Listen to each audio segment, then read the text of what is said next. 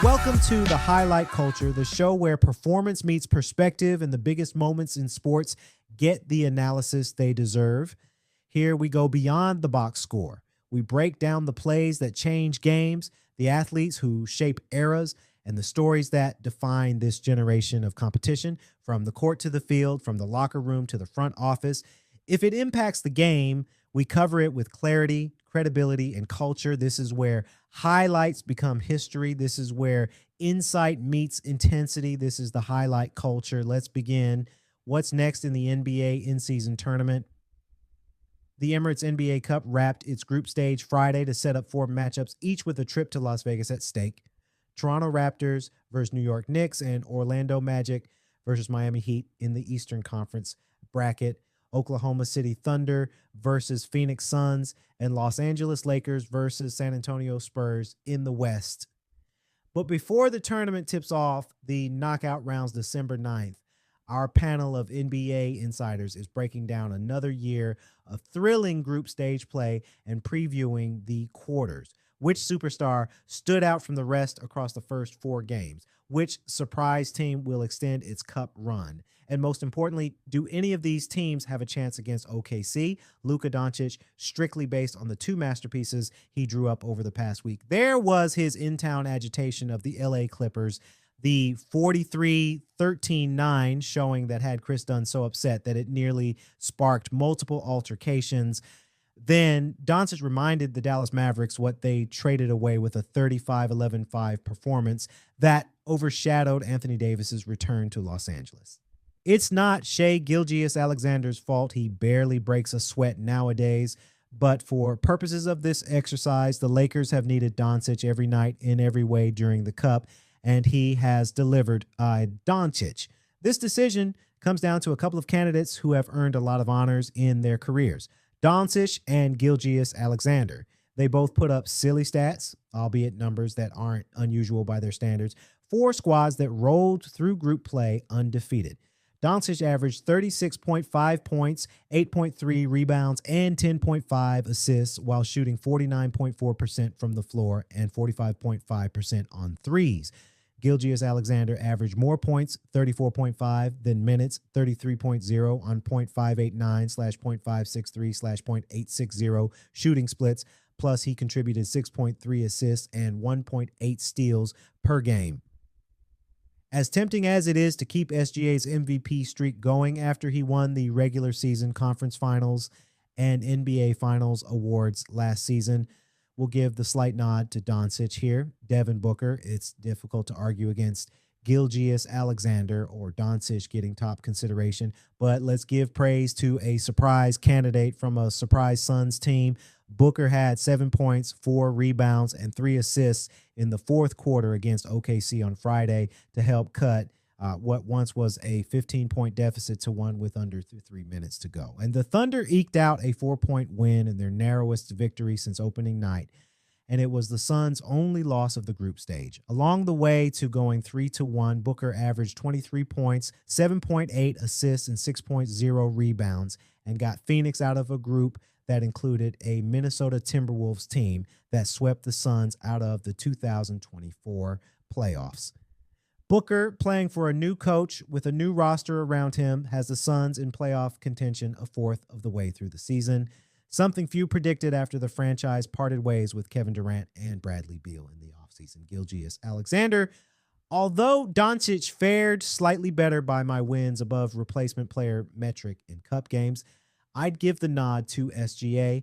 After all, Gilgeous-Alexander had the better per possession rating and was behind Doncic only because he played 26 fewer minutes. That can be attributed almost entirely to the time SGA has spent on the bench in fourth quarters celebrating blowout Oklahoma City wins.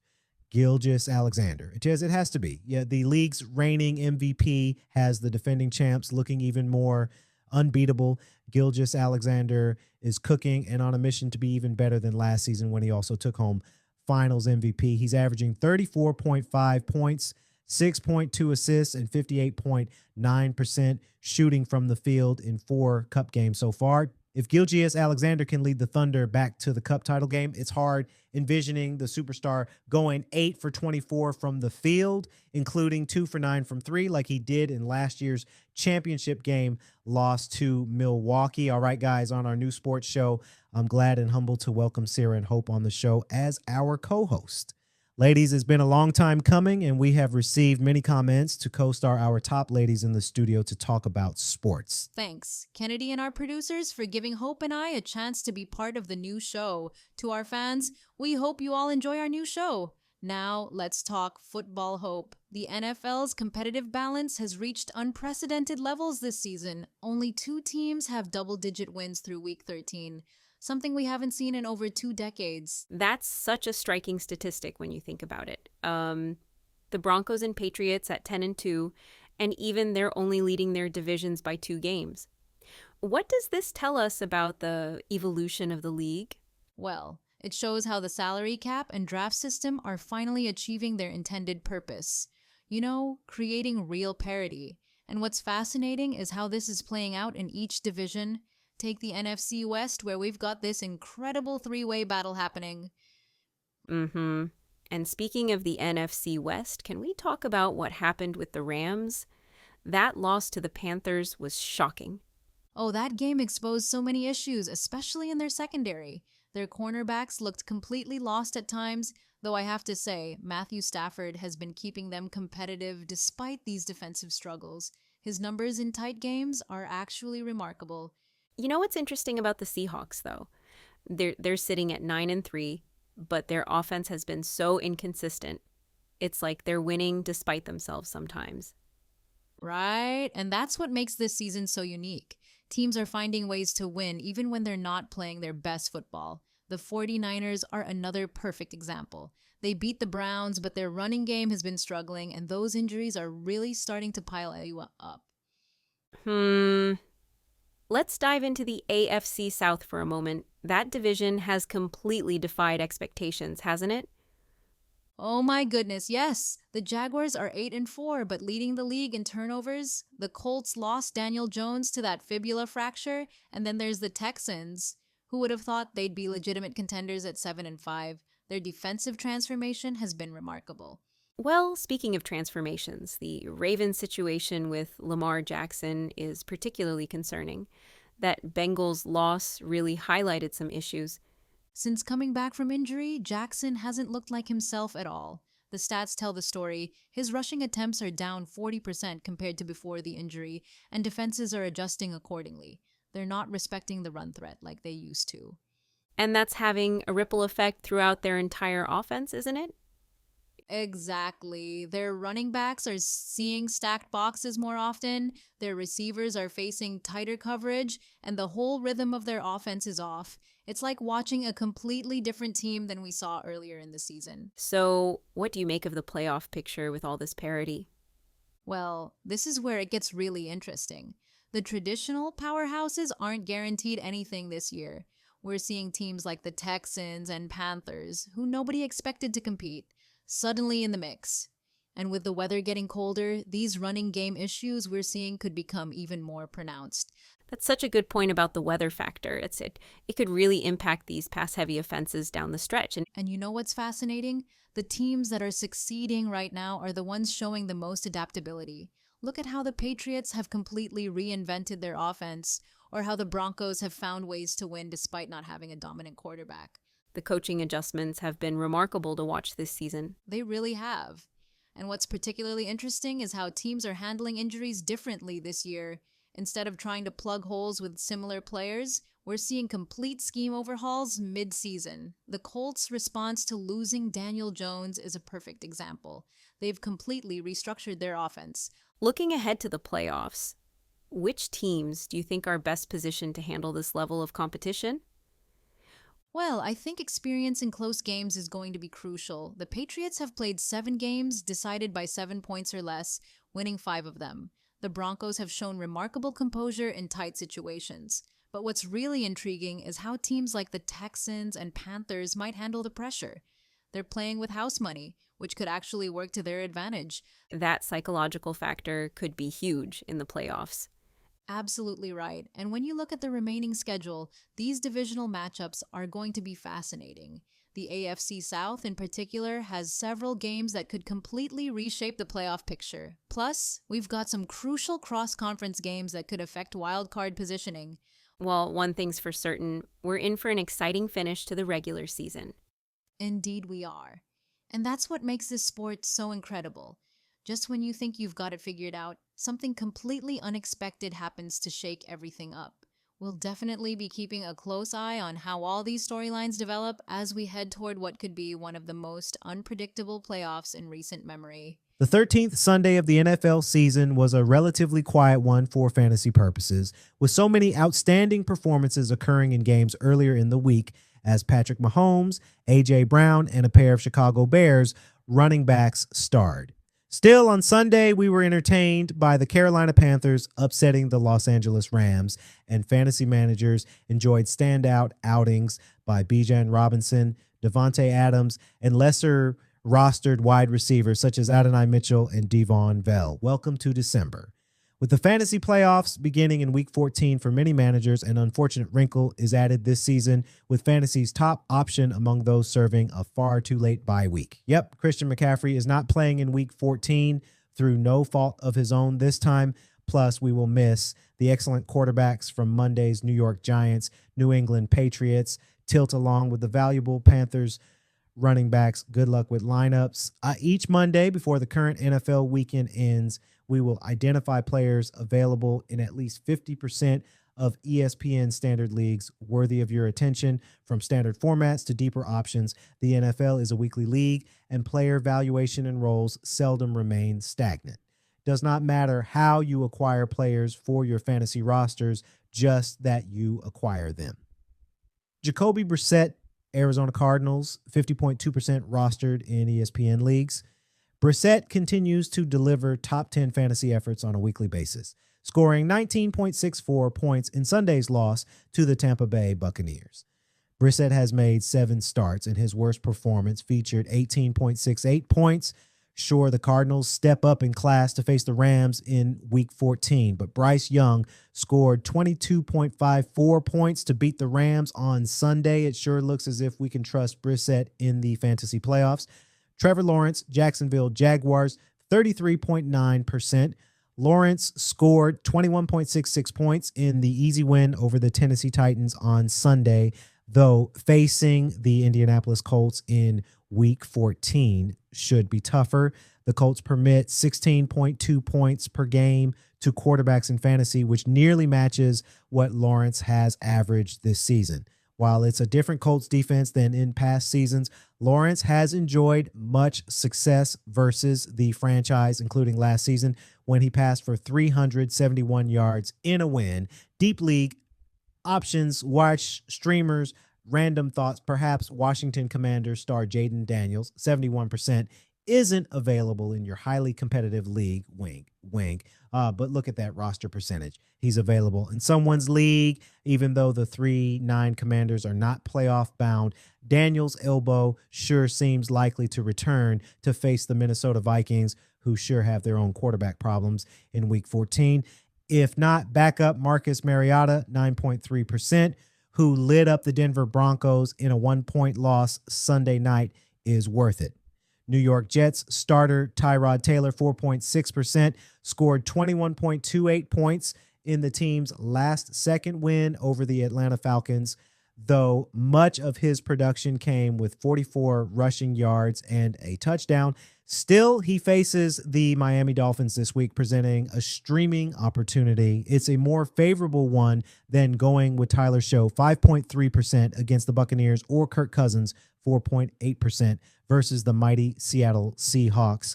Finally, 4 quarterbacks serve their bye in Week 14. Keep Drake May, Jackson Dart, and Brock Purdy rostered, while Bryce Young, 11.7%, despite his Week 13 heroics and upward trajectory, can go. Running back Kyle Monangai, Bears, 56%.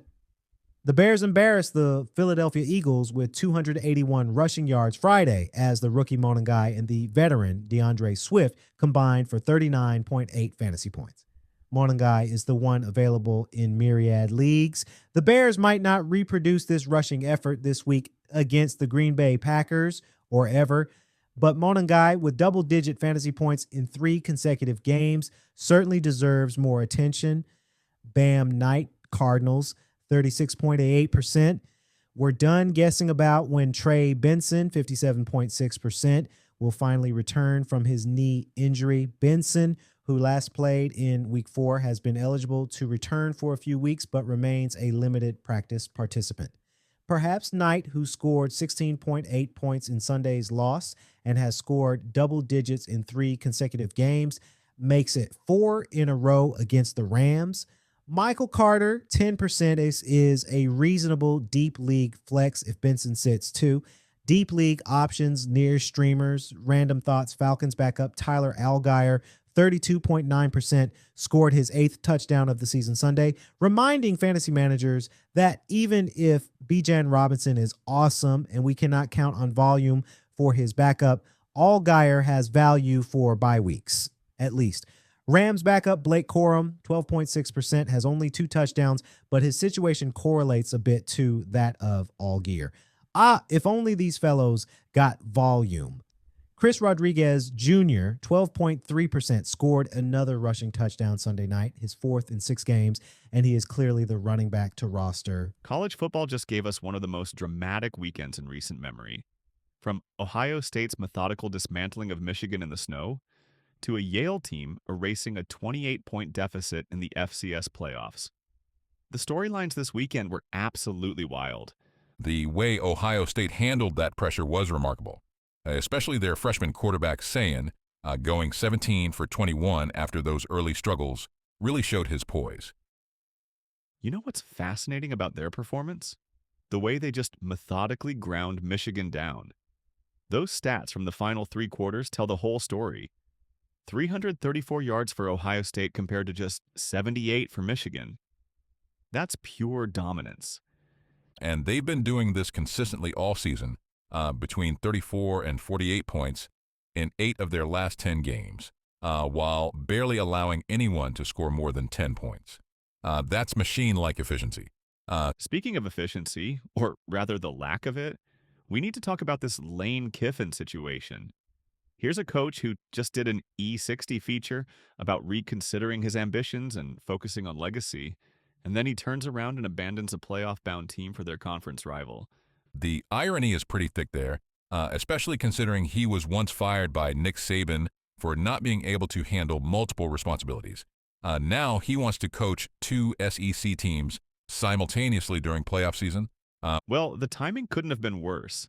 It cast this huge shadow over rivalry week, and now Ole Miss has to somehow maintain focus heading into the playoffs with all this drama swirling around. But you know what's really interesting? This whole situation highlights the larger chaos we're seeing in college football right now. What do you mean by that exactly? Look at all these tiebreaker situations we had to sort through this weekend.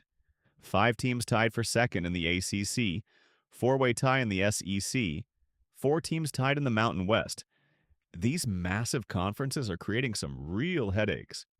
When you're having to use computer rankings and complex formulas just to figure out who makes your conference championship game, maybe the system needs some rethinking. That's a great point. The Mountain West situation was particularly messy, having to use SP Plus rankings because they didn't complete a full round-robin schedule. And here's another fascinating trend we're seeing: the struggle these highly ranked teams are having with their offensive lines. Teams like Texas, LSU, and South Carolina all had huge expectations, but they've been hampered by their inability to protect their quarterbacks or establish a running game. LSU's ranked 90-10th in offensive efficiency. That's almost unthinkable given their talent at skill positions. The transfer portal has really changed how teams need to approach roster building, hasn't it? Though we are seeing some impressive quick turnarounds, like Jerry Mack at Kennesaw State, going from 2-10 to 9-3. That's exactly right. The portal is making these rapid transformations possible, but it's also creating new challenges. Look at the Heisman race. Diego Pavia has put up video game numbers over his last 4 games, averaging 374 passing yards and 107 rushing yards, yet his betting odds are still way behind Mendoza and Sayanade. It's like the traditional powerhouses still get the benefit of the doubt. Those numbers from Pavia are incredible. And that performance against Tennessee, 436 combined yards in a rivalry game they hadn't won in 7 years. You know what's really telling about the state of college football right now? The parity we're seeing across all levels. Conference USA had the same percentage of one-score games as the SEC this season, 50%.